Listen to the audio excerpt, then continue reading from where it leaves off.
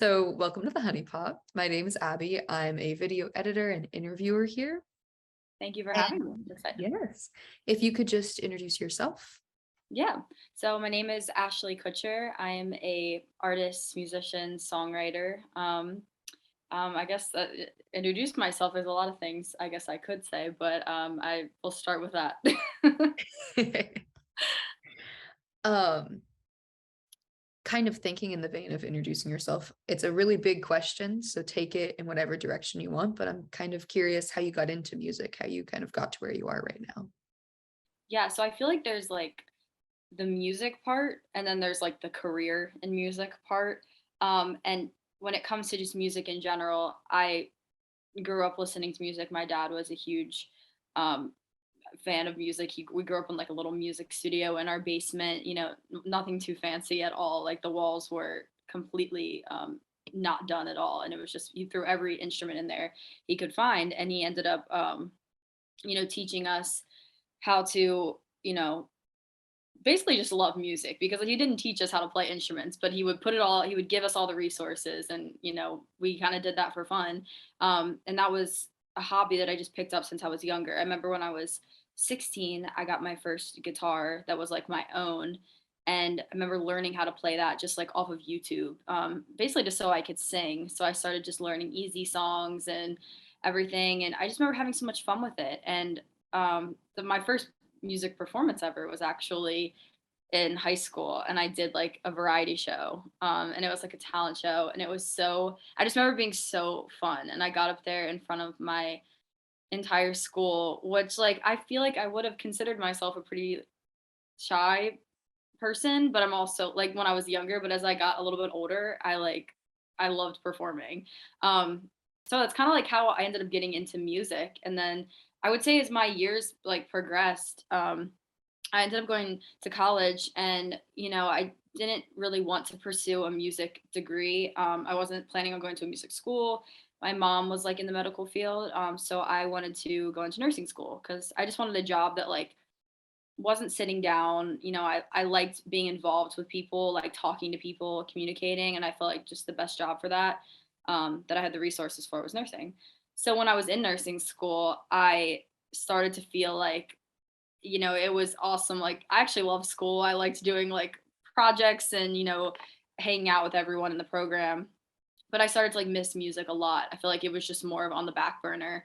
And so that's when I got more involved in performing again and just starting to write my own music. I ended up playing at it's like a long story how I got into doing this through local bars and everything, but basically a local bar reached out and asked me if I wanted to play.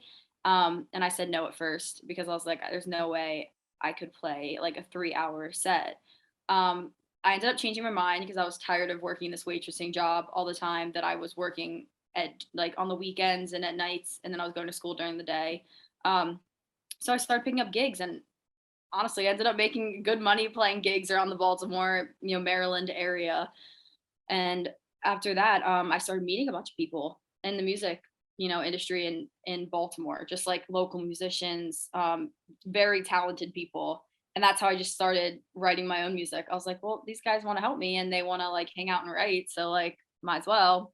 And that's how the whole like starting to write music thing happened. So it was definitely like later in my life in college that I really like actually tried to write music. Obviously, my parents have found notes over the years in my room of me like writing little like poems. Like I've always liked writing little snips of things, but I never like I feel like I finished a song or a good song until like college.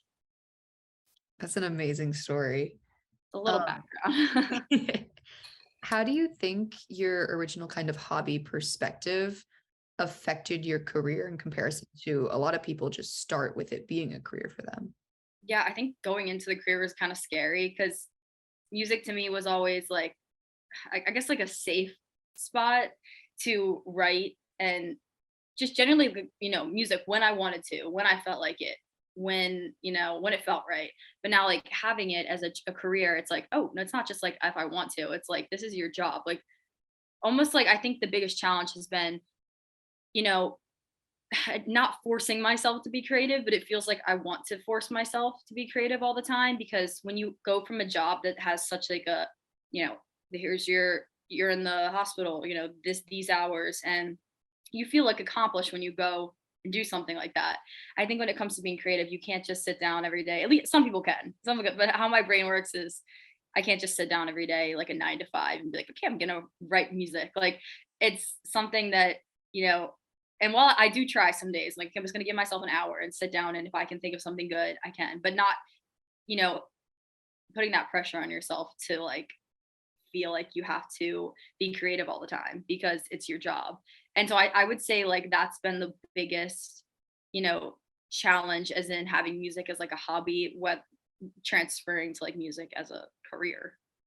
Yeah. And people don't really talk about that pressure because they don't want to admit that it's a job since it's so creative and fun. Yeah, exactly. So then I'm like, well, obviously my job before was so much, different. And while my job now is hard, it's hard in a different way. It's hard in like a got to stay on top of things and feel creative with, whereas like my nursing job was like hard and like, hours and labor and everything like that. So it's definitely like, I feel for both perspectives, but obviously I wasn't in nursing that long to really, get the full effect of it. Yeah, definitely. Sticking for one more question, kind of in that history, Mhm. we talked a little bit about being influenced by different people. So, what would you say has been some of the biggest artists that have influenced you creatively? Yeah, I would say that obviously like there's like the younger part of me, and then there's like the people I discover every day now. But I would have to say like a lot of my influences growing up, they're all kind of like different artists. Like my dad was big into reggae, and he loved listening to like Jason Mraz and all this acoustic music that was very like, it was like soulful acoustic in a way. And so as I got older, I started listening a lot to like, I think my like high school years, like Hosier and James Bay and James TW, all these like acoustic just music. It was actually a lot by men, which was just weird. I always try to think of like acoustic women I grew up listening to, and Shania Twain's one. But I think when Hosier got me like that, I just could not stop. And he's been a huge influence on everything I do, just like his songwriting and soulfulness. And I think, as I've gotten older now, there's a few like pop artists who I really like Tate McRae. I've always been a huge fan of Lennon Stella, how, how soulful her music is and everything. So yeah, it changes a lot over time, but I would say, you know, Hosier is probably one of the biggest, along with Shania Twain when I was younger. That's another one I always leave out. I love how she mixes like pop and country. It's just so good. Yeah, they're both classics. I actually got to see Len and Stella in person, Oh my gosh. and she was so like her songs are amazing, like online or recorded, but her live just hit different. Oh yeah, so I'm such a huge fan of her. Actually, before I even started music, this is actually a really fun story, and maybe I'll get to meet her one day. But I actually have met her, but like obviously as like a fan. Um, and I think I was in college, and this was like my junior year, and I was like, I saw she was playing like her first shows ever. And her third show ever was at Mercury Lounge in New York City. And I was like, I hit up my dad. I was like, Dad, we have to go. Like, I'm such a big fan, and he loves going to shows with me. So I like skipped school for 2 days and went to New York City to go see her third show ever. And I remember meeting her, and I was just such a big fan. And then it was so funny because it was a total, what do you call it?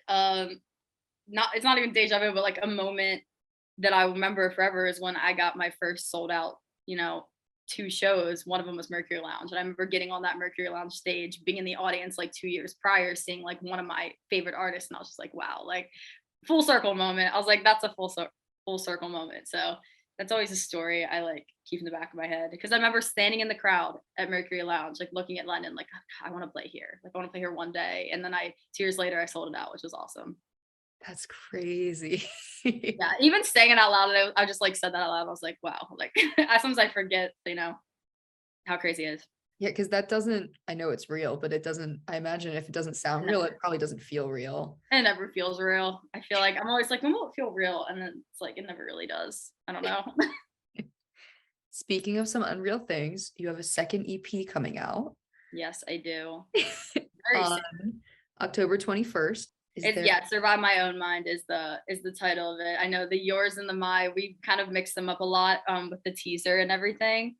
But yeah, I am super excited for this second EP. It's very deep. It's like about a lot of mental health struggles and just, things that go on in your brain that are very like, I think a lot of people go through them, but oftentimes I feel like sometimes the music doesn't really touch on, especially what I'm talking about was like panic and how hard it is, to just survive your own thoughts day to day. And that's what I wanted to write the EP about. I felt like when I toured this EP, like if there's one thing I just like want to remind myself, even for me to get up on stage there every day and be like, I don't want to lie to people and be like, I'm not freaking out all the time sometimes, and it's I think when you address it, it makes you feel like a lot less alone because you're like just letting it out. Like, hey guys, like I'm up here doing this and I'm anxious too, and everyone's like, oh, so am I. And then I feel like everyone kind of is like, oh, we all are, we're all going through something. And I feel like it almost just like taking a weight off your shoulders. And so that's just like a really important topic that I wanted to make sure that like when I toured this second time around, that I was, it was the forefront of what I wanted to say. Yeah, and there's also a big vulnerability with that because I'd imagine being open about mental health, even though the conversation has been changing, isn't an Yeah. easy topic to present.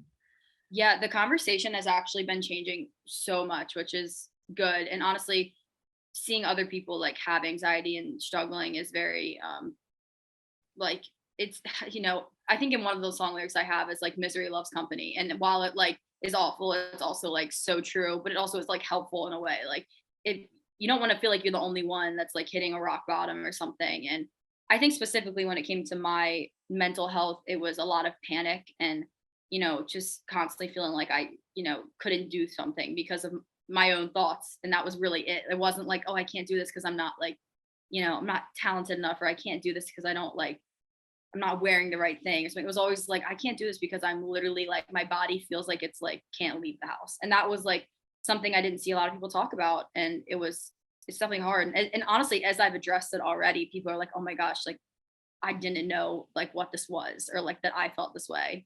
And honestly, while I'm releasing this EP now, I've come so far with my panic disorder and like how I've dealt with it over the years. And so I honestly hope to share like a lot of those things as well as I release the EP.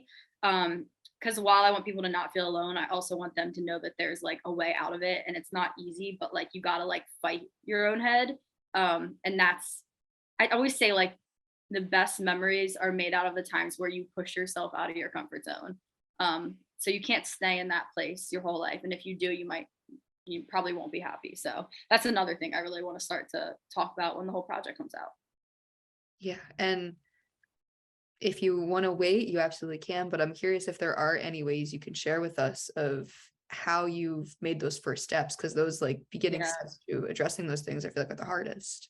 Yeah, I think in the beginning, first, the number one step is addressing that there's a problem and not just, you know, and also addressing that you want to fight it. You're tired of sitting there and not doing something about it.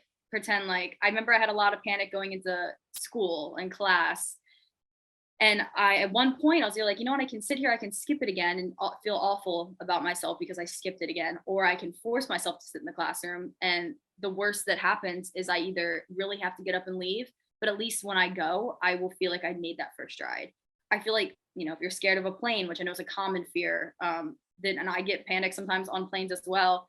Um, Whether it sucks or not, forcing yourself on a plane, go take a trip, make sure you don't have to do anything, but like, just small steps. Maybe take someone with you who is a comfort person, um, and using like a ton of coping mechanisms. I mean, you don't just want to throw yourself on a plane if you're scared of planes. Like, you gotta, learn breathing exercises, and there's a ton of exercises I've learned. And I could talk for hours on end about this stuff, so I'm not gonna get like too in depth.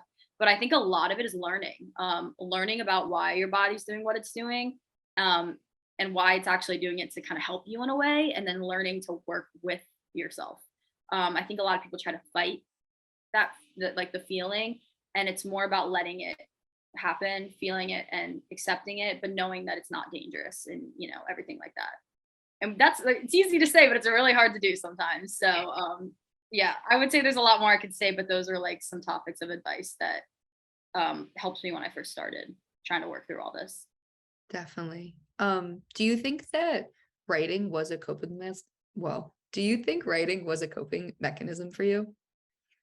I think writing is something that like sometimes when I don't know what I have to say, I just sit down with a guitar and just start singing random melodies, which I've noticed I've done a lot more recently. And sometimes I'll just literally say things and I think it's subconscious. So I would say that yes, writing has helped a ton. And then sometimes I sit down with the guitar and I know exactly what I want to say.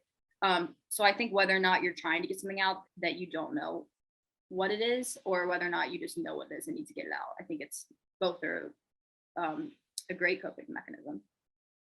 Yeah, I love art as like a way to express yourself, which is very cliche, Yeah. but I think it's No, nice. I do too. Like I think I sat down yesterday and I was just writing this song about like I think with social media and everything, constantly scrolling people trying to figure everything out. Like oh, here's this solution to acne, and here's this, you know, you do this ab exercise 9 times a week, like you'll have abs, and it's like everyone trying to figure out life, or like don't drink coffee because it does this, and it's like I had this thought in my head about like, are we really going to spend our entire lives trying to figure everything out in life? You know, it does that take away from enjoyment of it?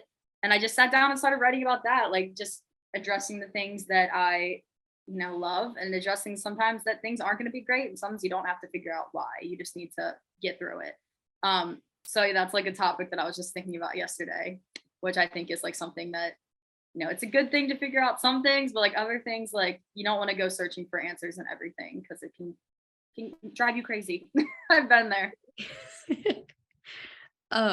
And talking about writing, with this being your second EP, I'm curious what you might have learned from your first EP that played into releasing your second.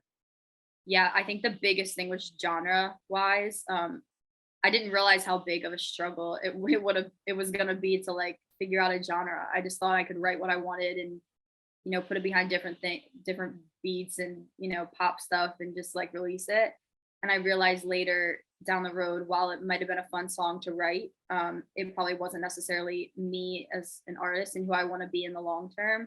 So I think when it came to this EP, I really stopped fighting the sound that I did naturally, because I think in my head I was like, I really want to be this like pop artist. I want to be dancing around stage having fun with pop. But when I sat down to write songs, what was coming out of me was very almost soulful, sad, some country hints of like songwriting. And I think I fought that. It's like, oh well, don't make it sound country, like I don't want to do that. And with the CP I was like, you know what, like if it sounds country, let's lean into it. I like to say this EP has a little bit of my first like hints of like twang, because it's like pop with like, if I want an electric guitar solo, like we're gonna do an electric guitar solo and it's gonna sound like country a little bit. So I think that's been the biggest difference, is definitely just trying to lock on a genre that feels most like me and not the me I thought I wanted to be. And that'll help you stay authentic to yourself because that's the most unique part of you is being yourself rather than just fitting in a Yeah, genre. exactly. And I think again, like, just because you like an artist, it doesn't mean that you're going to be that type of artist. You have to really discover what kind of artist you are, and that you can take a song and like look back at years from now and be like, wow, like I'm proud of that song and I'm glad that it's out there and that I put it out there.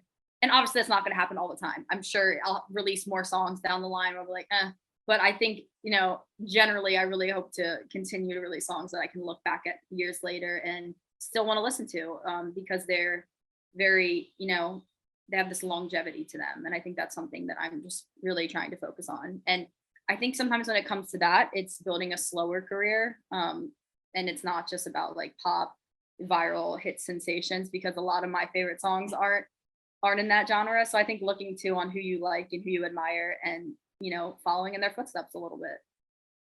That's amazing. And we are sadly coming towards the end of our time. So normally I like to say that I'm opening the floor, but I guess in this case it's kind of opening the Zoom Yeah. I've to been doing Zoom for a very long time, so I don't even know what the floor is anymore.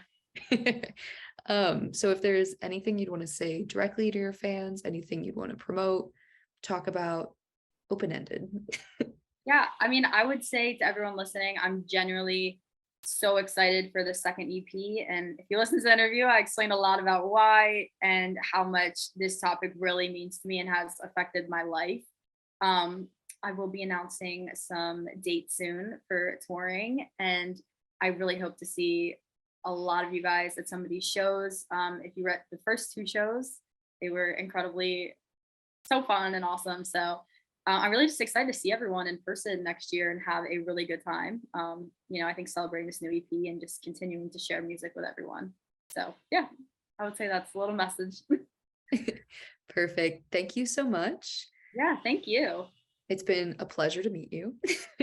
You too. I hope to see you maybe at a show too. I'll meet you. Yes, I'll be anxiously waiting, but Oh my gosh, October so excited. 21st, new EP, Hmm. and all of your socials, the new music, etc., will be linked down below. So thank Yes. you. Thank you so much. Have a great rest of your day.